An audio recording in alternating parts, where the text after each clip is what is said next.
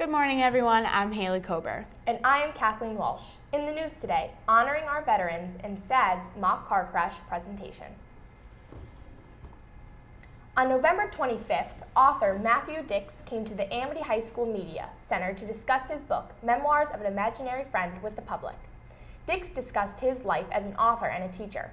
He spoke about real-life experiences that inspired his writing, like his imaginary friend when he was young. Kassan Pine, a president of the Amity Young Adult Book Club, said that Dix was very funny and open. He told us stories about life that related to writing. Sponsored by the Jamie A. Hulley Arts Foundation, Dix was sought out by the Amity Young Adult Book Club after book club advisor Amy Miller brought the title to the club. Pine said, "It was very suspenseful and the characters were so real. It was refreshing to read something different in book club." Book club members enjoyed the experience and hope to bring in more authors in the future. The Amity Regional High School Counseling Office will host the annual Advanced Placement Information Night on Thursday, January 8th at 7 p.m. in the Brady Center. Any student who is considering an advanced placement course at Amity is strongly encouraged to attend this event. The program will feature an overview of AP courses at Amity. After the overview, a panel of students currently enrolled in the Amity AP program will share their impressions of the challenges and rewards associated with the Amity AP courses. The event is designed to illustrate the rigors and expectations associated with AP level courses. This will help students and parents make an informed decision before enrolling in AP courses. Honoring those that have served in our armed forces is what Veterans Day is all about. I got to speak with some of the veterans present at last month's event. On Monday, November 10th, veterans from Connecticut Post 127, including veterans of World War II, the Korean War, the Vietnam War, and members of the Air National Guard, visited Amity to educate students about their service and the sacrifice made for our country. So that younger generations can know all of the sacrifices that the older generations have done for them. The veterans also spoke to small groups about life and technology during wartime. Topics included the development of weapons, uniforms, and field equipment used in warfare. Wartime relics were on display in the library for students and faculty. Classes participated in a regiment of drilling, and the students stated that it felt weird and uncomfortable being yelled at by a drill sergeant. Overall, the students enjoyed the presentation and found it informative. For WABN Real News, I'm Haley Kober. On Monday, November 24th, Amity hosted this year's Powder Puff football game. At 7 o'clock, the Lady Spartans kicked off to the North Haven Indians. Under quarterbacks Brianna Marmina and Hadi Halepas, the Lady Spartans set the stage for the game as Amity scored the first touchdown and extra point of the game. But that ended up as the only scoring drive for the Spartan girls. North Haven fought back with 2 touchdowns, 2 field goals, and a safety before time was up to win with a score of 18-8. On November 7th, 2014, sophomore Kevin Yang won a gold medal in a worldwide kung fu competition in Chuzhou City, China. Yang spent a week in Anhui, China, participating in multiple events, but earned first place in a demonstration of the 3-section staff. After winning his medal, Yang said, "I was a bit tired, but happy nonetheless." The outside competition, held every 2 years and sponsored by the International Wushu Federation, was host to over 2,000 competitors from over 45 countries. Yang has been doing Kung Fu for 9 years in Orange, Connecticut, and continues to enjoy it. The Amity Senior Service Learning Program, formerly known as the Senior Internship Program, is now accepting applications online. Seniors who would like to participate in the 2014-15 Senior Service Learning Program must submit an application by Thursday, December 18th. For more information about the Senior Service Learning Program, please contact Career Center Director Karen Waterman.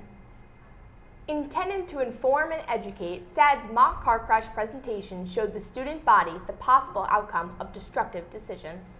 On Tuesday, November 18th, Students Against Destructive Decisions Club organized a mock car crash showing the consequences when drinking and driving. If we can get students to think more about where they put themselves and being safe, and I think that we're doing what the aim and objective is, what the whole purpose of doing a reenactment is, to get people to think about the reality. So it's really like trying to break through that denial of "it can't be me" attitude.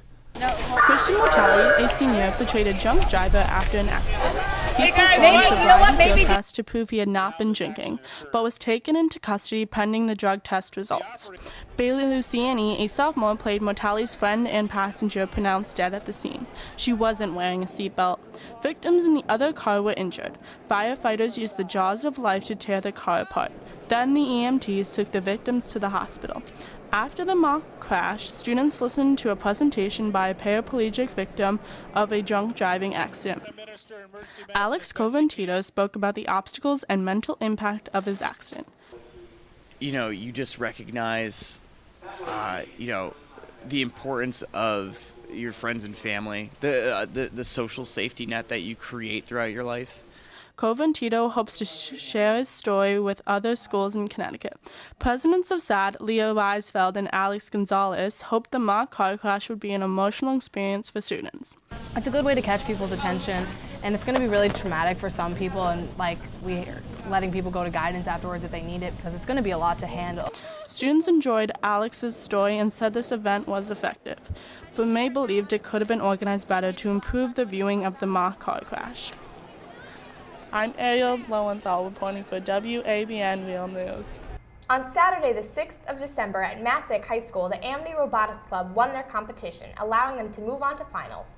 The Robotics Club had 2 robots entered, one of which the qualifying and elimination rounds of the competition called Skyrise.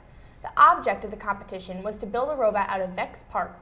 Then, when competing, they had to control their robots to assemble columns on separate posts. There were 4 robots in the field, so Amity students had to work with others around schools.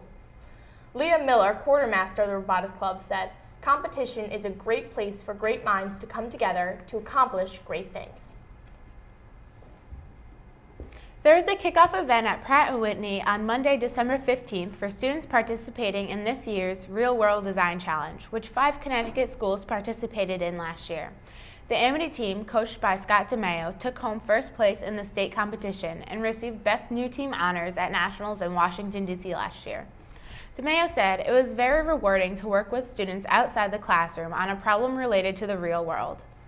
This year's team is made up of 7 talented students: Natia Batari, Kimberly Lang, Harsha Lingretti, Harika Lingretti, Matt McKenna, Levi Santos, and Kevin Zhao. Team member Harsha Lingretti said that the program was a great experience last year. In this year's Real World Design Challenge, high school students formed teams to develop solutions to real-life problems posing barriers in the engineering industry.